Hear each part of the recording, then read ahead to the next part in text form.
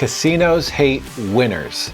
So part of the art of being a card counter is to not look so much like a card counter, and we call that cover or camouflage. In this video, I'm going to break down the 3 different forms of camouflage we can use as card counters.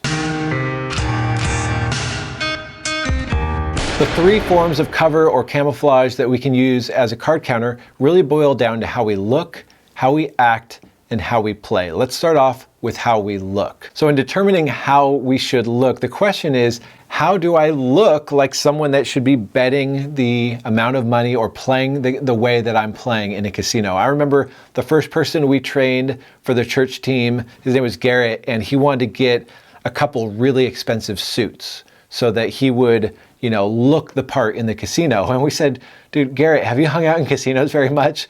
It's not like James Bond showing up, in some expensive suit. It's guys in like sweatpants in the high limits rooms, or people that just got back from playing golf.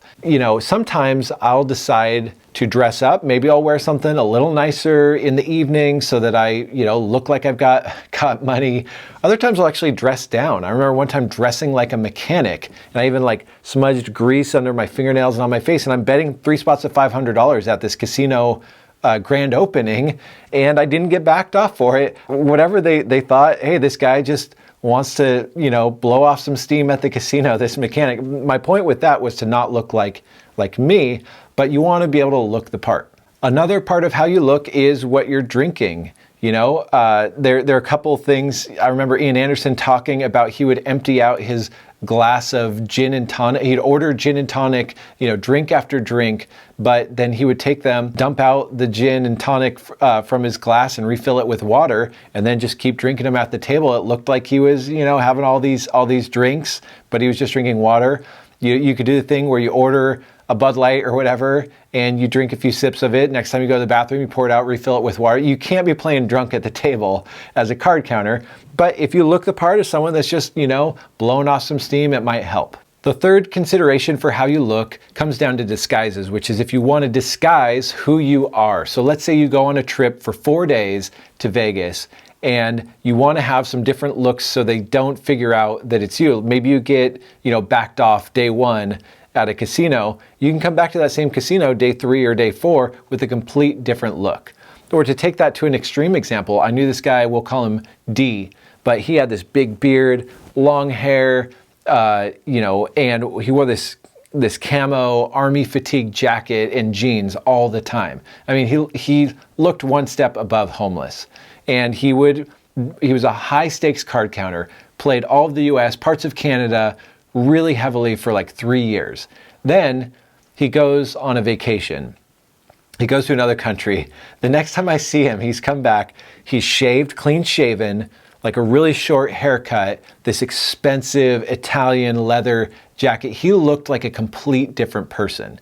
And because he'd played unrated in the previous part of his career, he even changed the name he went by. He, went by one name before, comes back, goes by a different name. He had an entire new career at all these casinos. It was the most impressive, change of appearance I've ever seen. But I've never done that, but I might bring a couple different looks when I go on a trip. Loud and Often is much better at this than me. You could see some of the looks that he's pulled off in casinos. But the point is, you might want to change. So if they know, hey, this is Colin Jones, this is what it looks like. When you're in the casino, you don't look like Colin Jones, you don't look like that. The second form of cover or camouflage is going to come down to how we act. And my advice for this is to spend some time just observing in casinos. What do gamblers act like? In the same way, what do gamblers dress like that they're not wearing, tuxedos at the blackjack table? What are they acting like? And then from that, you can decide, hey, how do I want to come across? Do I want to be the guy high-fiving the other players at the table, or do I want to be more reserved and try to kind of fly under the radar? My friend SD1, he says that what you want to do is be yourself, just be a little bit more dramatic version of yourself. So if you're an extrovert, then you want to be in the casino just a little more gregarious than you would be in person. If you're kind of a subdued person, then maybe you're going to, if you're trying to be gregarious as a subdued person, you might just come across as really awkward. But you might want to just fly under the radar more if that's your personality.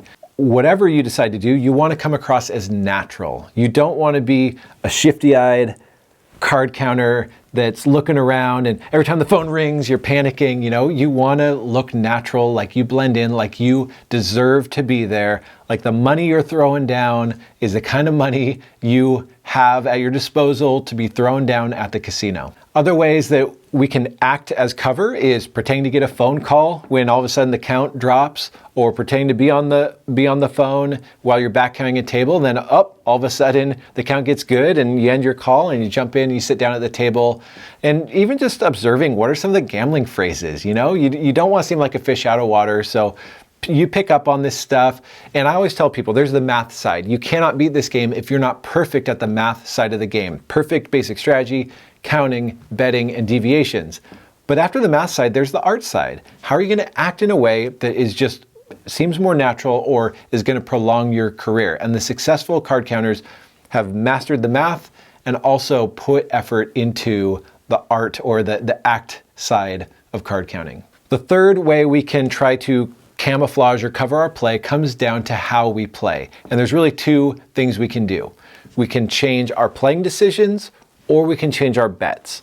But both of those come at a cost. I get into this topic pretty detailed in my book, but the bottom line is I'm not a huge fan of this. This was very popular in the past. I really think that more often than not, the cost is going to be greater than the reward when it comes to cover. Let's just talk about playing decisions. Maybe you decide not to split tens ever in a casino.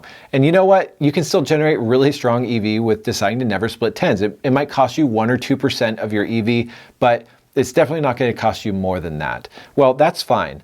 But if you start adding playing mistake or avoiding decision after decision to give you more and more cover, very quickly that cost is going to add up, and you know, it's going to really deteriorate your EV. As far as betting camouflage, this can very quickly turn a positive EV game into a break-even or even negative EV game. And regardless whether it's playing decisions or bets, you have to calculate this stuff. I've broken down the cost of some of the cover that, you know, we thought was brilliant 20 years ago in my book, where, hey, if you do this stuff, it's going to cost you a huge percentage of your EV. And are you really sure that it's going to give you that much more time in the casinos? The people I know making the most money are going after the money, getting it, and not worrying about all this elaborate cover. But if you are going to use it, please calculate it. If you're afraid that your top bet is too high and it's going to stand out to the casino, then figure out a bet spread with a lower top bet. But casinos tend to back people off because they're changing their bets, which is how we make money, or because they're winning too much, which is the goal, to win too much money.